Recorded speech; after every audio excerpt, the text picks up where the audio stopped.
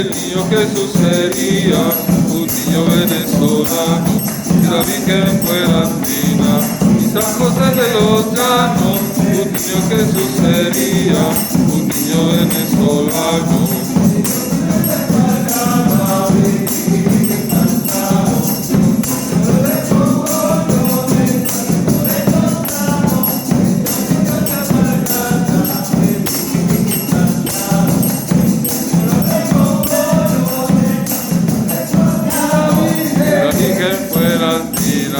Y San José de los Llanos, el niño Jesús sería un niño venezolano, y la Virgen fuera andina.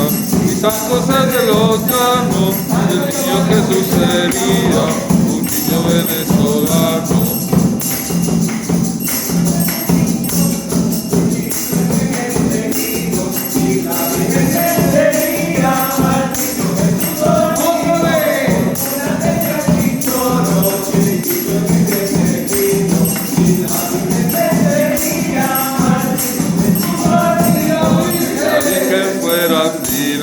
Y San José de los Llanos, el niño Jesús sería un niño venezolano, y la Virgen fuera andina. Y San José de los Llanos, el niño Jesús sería un niño venezolano.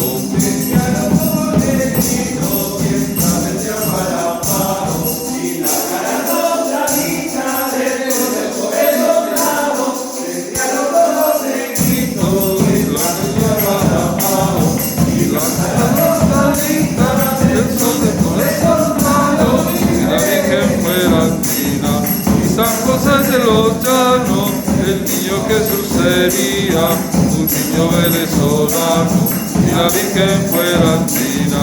Y San José de los Llanos, el niño Jesús sería un niño venezolano.